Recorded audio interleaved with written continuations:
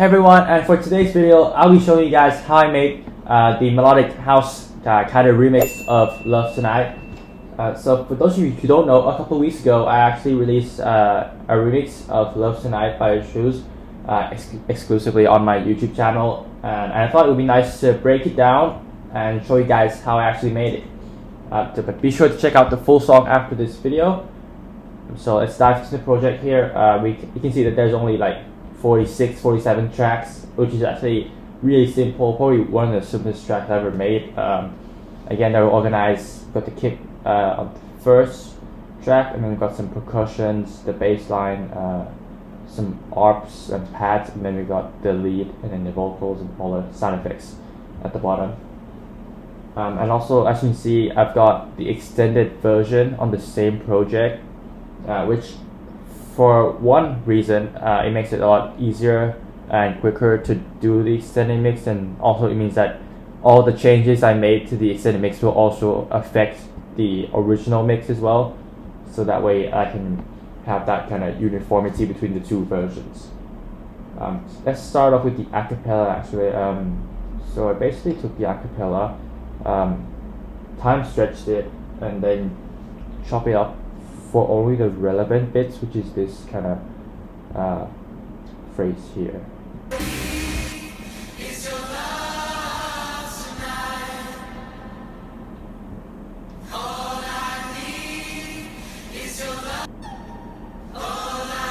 Yeah, so really simple. And then for the processing, I got a fresh air, which is like an exciter, just to make it shine through the mix a little bit more. Yeah, and then that's pretty much it for the vocals actually. And then for the kick drum, it's a sample, but there's a lot of emphasis on the high end rather than the low end. So it has that like top bit that just cuts through the mix.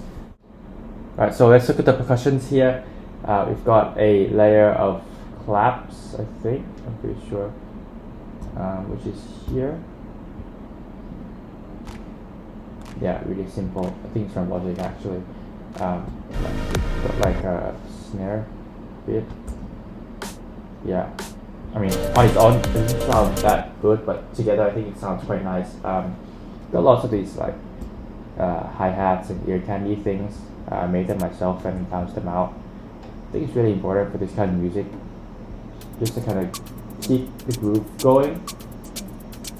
There's no real processing going on except for some like reverb and then some direction mixer just to add that stereo wide width to it. The bass line I used, it was a Reese bass, and then I've actually copied the same Reese bass down on a different track, but this is for when it plays in the drop, so I cut out more of the low end to give room for the sub bass. And that's just one tip to make sure that the mix sounds clean. But then, so there's a sub bass here, and then there's a Reese bass, which just adds a bit more width to it. And on the second drop, there's like a more interesting pattern. Yeah, something like Medusa would use. Yeah, to keep it unique and interesting. There's not so much pads going on in this song. I think there's one or two layers. This one. Yeah, it's just one of those things that it's not really a standout thing, but it's really important to fill up their frequency spectrum. And then there's also a gated layer. I think it's this one. No, it's this one. Yeah. Yeah. So I basically drew this myself. It's like a trans gate element. But the important thing is to cut out all the low end. You see here, and also most of the instruments, just to make room for the bass line, but not muddy up the mix. For the leads, they're very simple. Let's just play you the lead itself.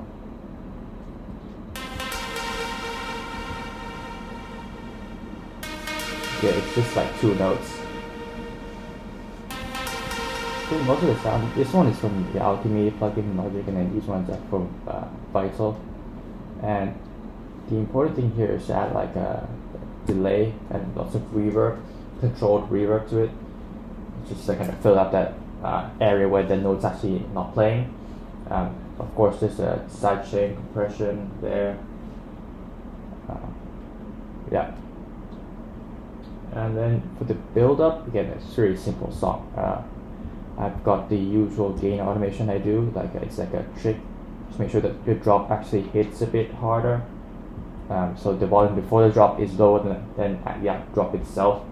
And then to build up, I've also got like a snare I made. So yeah.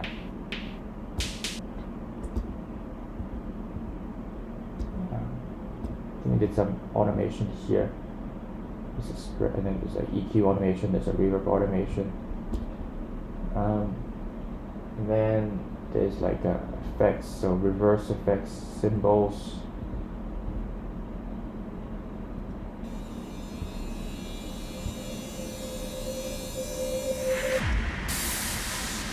Yeah, and then actually to point out, in the drop there's this like a repeat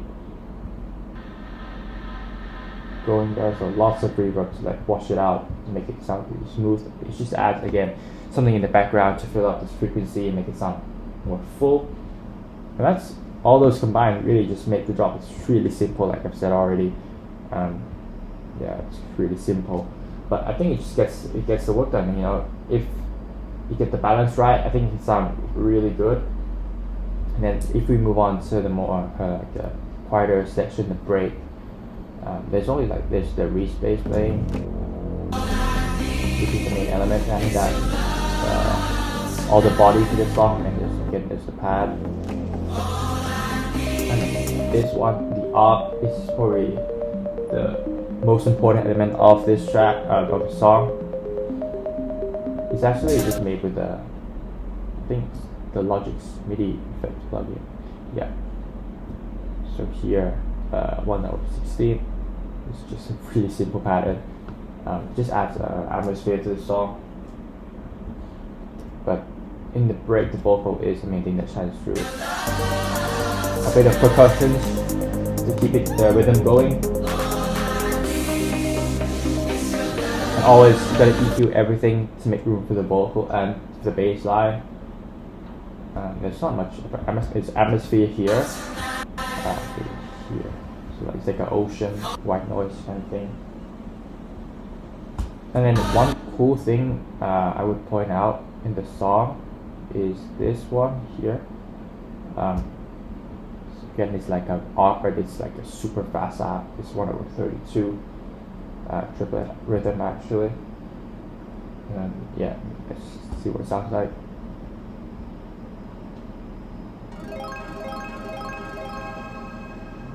Yeah, so I think you could be able to hear that in the song. It just adds something unique to make this song different from the rest. You know, because other than that, it can be a bit boring.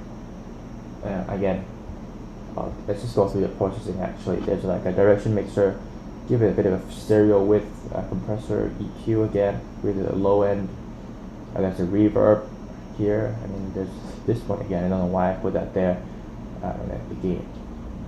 One thing about the gain is that I put it on nearly every single track just to make sure when I do the automation, I actually do the gain automation instead of the volume automation. So when it comes to mixing, the volume faders are still like movable and they're not fixed, the automating value.